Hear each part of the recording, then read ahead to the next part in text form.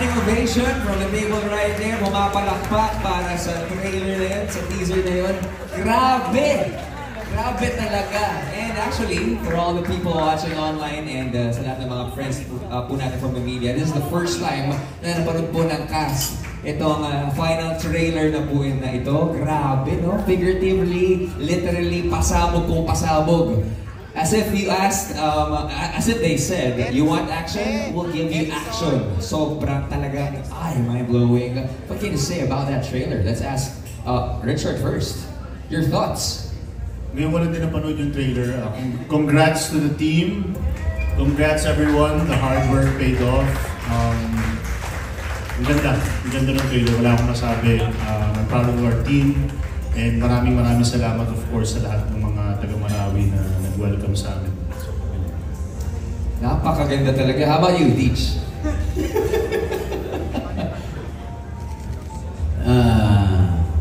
Masaya pero siyempre nakakalungkot din. Dahil alam natin na huli na yun. Nakakamiss lang and still very excited and nakakabitin. For now, kasi iba yung tingin ni Miss Des. Sabi ni Miss Des, anong for now? Okay, Miss Des, baka mamaya may magtanong ng upcoming brand new season, no? Pero with all regards to the questions, simulan na natin ang ating Q&A. Are you guys ready? Okay, let's start with, again, Richard. Richard, out of all the missions, ang daming nangyari. Ano ba yung pinaka-paborito mong mission? Ako, hindi ko masabi kung ano yung pinaka-paborito kong mission kasi every mission talagang pinaghirapan namin, naging exciting na experience for everyone. And every mission habang tumatagal mas nagiging close yung buong grupo. Not only the actors but also the production and mas nagagamay namin isa't isa. And ito sa finale, I think dito talaga nagbunga lahat ng mga, kumbaga lahat ng buwelo ng grupo namin. Dito namin na ibuhos, dito namin na ibigay. So, you know, bittersweet yung finale namin.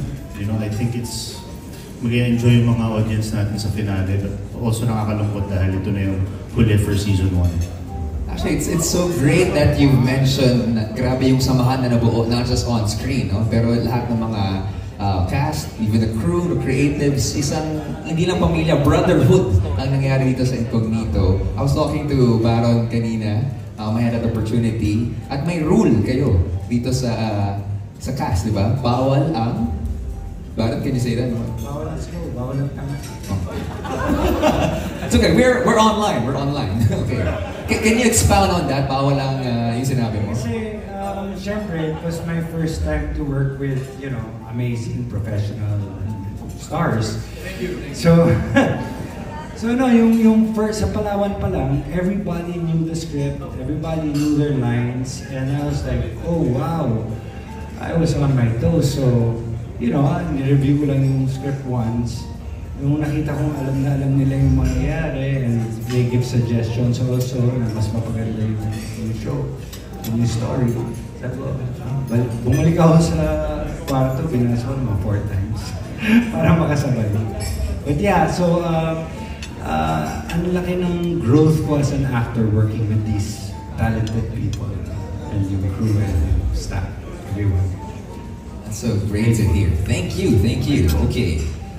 Daniel, we got questions coming from our press. Ito galing kay G of Malaya Business Insight. The question is, this has shown a sympathetic kuya and very principled Daniel to the audience. What have you learned from playing your role and what are your feelings on saying goodbye to your character?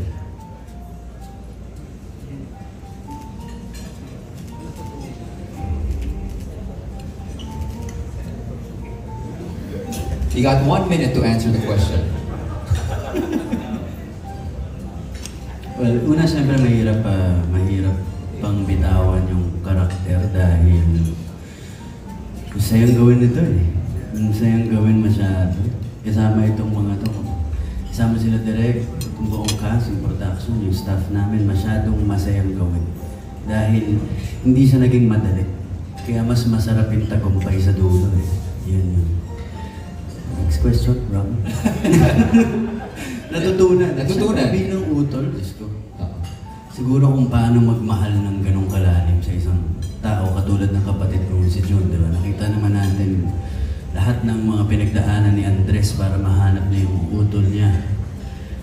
At nung nakita siya na ganun pa yung nangyari, di ba? Pero still, hindi niya tinalikuran yung kapatid. Diba? Para sa akin kasi ganun ang pagmamahal na totoo, di ba? Ano man ang kagaya ni Jun, kung ano man yung naging karakter niya o pagkatao niya nung nakita ko siya, hindi ako nawawalan ng pag-asa na may pagbabago, di ba? Na pwede kang magbago. Ganun. Hindi ko agad tatalikuran yung mga ganung tao. So, siguro isa yun sa mga natutunan ko. So many learnings. Kasi ang dami kong natutunan talaga. Pero isa yun.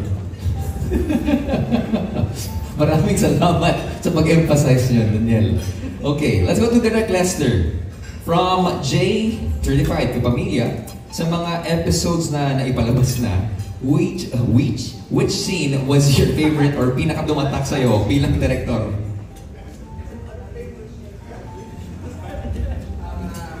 There are several scenes talaga na tumatak sa akin, pero on hand, ang naisip ko agad yung when they are on a mission to get Timor, and then nung i-deliver na sana nila si Timor, na-assassinate si Timor ng hawak nila. So that shows they're not perfect, they're not superhumans. Mga tao sila na natatalo. That's their first defeat. And then another scene that na tumatak sa akin na paborito ko siyang i-shoot, paborito ko siyang gawin, yung may mission sila na natumbok nila yung pera ni Sameo Patel nung they encountered this huge amount of cash. Doon nakita yung humanity nila na hindi sila perfect. Talagang nayanig yung buong core nila kung they would do the right thing or they would do they would follow their need as a human being. Yung mga morality issues din, and close in this show, no? Okay, I'm sure you guys are curious too, kasi natanong ko rin kanina kina Anthony kung gaano katagal mag-shoot ng isang eksena. Direct on average, kasi this is an action-packed serye, di ba? Gaano katagal i-shoot yung isang serye? Kasi coming from what Daniel said, matagal, mahirap. Bawat eksena, bawat episode, kaya mas masarap yung tagumpay. I'll give an example. For example, they are 7 of them in an action scene.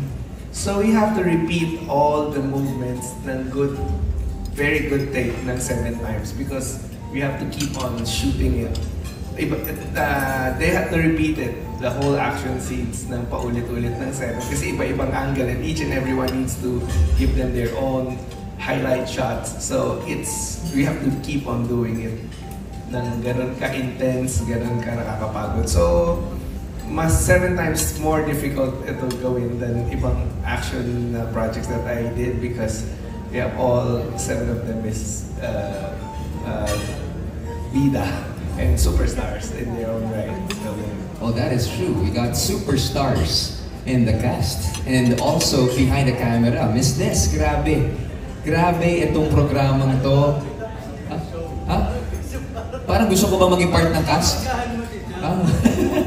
Miss Des, ano-anong mga film or series, either international or local, ang naging inspirasyon niyo po sa pagbuo ng Incognito? At first, Money Heist. Yes. Tapos Band of Brothers. But beyond that, yung cast. Kasi Incognito is a story of second chances. Second chances, worth, and family. So alam naman natin yung pinagdaanan ng superstar cast natin. So hindi kami lumayo sa tunay na buhay. Instead, lumapit kami. Yun yung inspiration namin.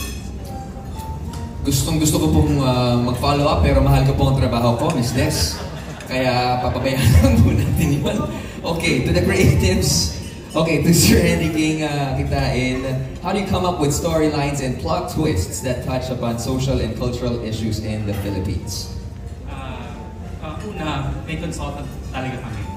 May consultant kami, so may pinagtatanungan kami ng mga, kasi yung mundo ng PMCs, ibang-iba. talaga. Ako personally, ngayon ko lang sila din na-discover. So may consultant kami. And of course, we watch a lot of news and documentaries. Kaya pag napanood yung mga kontrata nila, somehow familiar sa akin itong kontrabida na to. Kasi it inspired siya by real events. And socially relevant. Yes. Diba? Yes. Thank you so much for creating this great project. Ito, moving on to J Certified Kapamilya Tubaron. In one of your recent social media posts, nabanggit mo na you enjoyed the good guy role. And to be fair, super effective ka mapag-good guy. Is this your first time to be a good guy? I would say... In a role.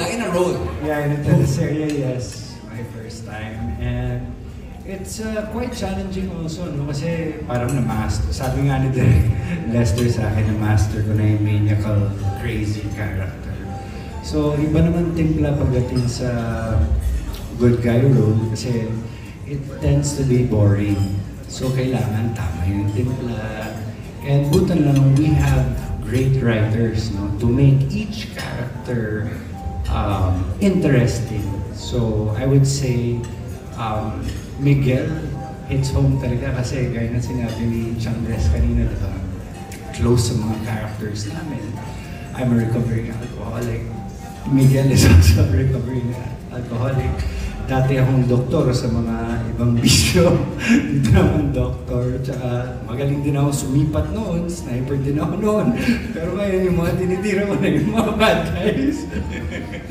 So, I'm just grateful na nabigyan po ako ng ABS-CBN Star Creatives Studio 360 ng ganitong klaseng role, and I will cherish this for the rest of my life. Sana nga, season 2. Love you guys. Nakita ko po yung ngiti ni Miss Des from where I'm standing. Hopefully, mangyari yan. Coming soon. Thank you, Sir Byron.